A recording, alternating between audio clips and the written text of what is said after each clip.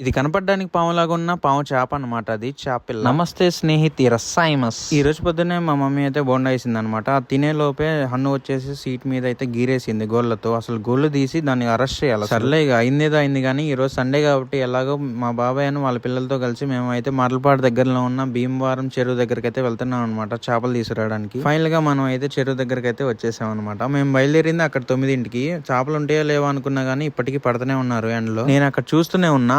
Uncle అక్కడ వలేసి అలా లాగారో లేదో ఎన్ని చేపలు వచ్చింది తెలుసా. అయినా వలలో ఏముంటాయిలే బ్రో, గురకలు కొరమేన్లు తప్ప. అన్ని చోట ఉండే చేపలే కదా. అదేదో మన సత్తుపల్లిలోనే తీసుకోవచ్చు కానీ మీరు అనుకుంటే తప్పు. నేను వచ్చింది రూప్చంద్ కోసం. ఈ చేప స్పెషాలిటీ వచ్చేసి ఒకటే ముళ్ళు ఉండిద్ది అనమాట. నేను వచ్చేసి ఎప్పుడో చూసే అది మళ్ళీ ఇప్పుడు చూస్తున్నా. కింద వచ్చేసి రెడ్ కలర్ లో ఉండిద్ది, కొంచెం గోల్డ్ ఫిష్ టైప్ వచ్చింది అనమాట. ఫిష్ అయితే దీన్ని అయితే రూప్చంద్ అని పిలుస్తారు. మీ ఊర్లో ఏమంటారో కామెంట్ చేయండి. ఇంకా వెళ్లేదారిలో మాకైతే చాలానే కనపడ్డాయి. అది వచ్చేసి రేపు నెక్స్ట్ షాట్ లో పెడతా చూడండి.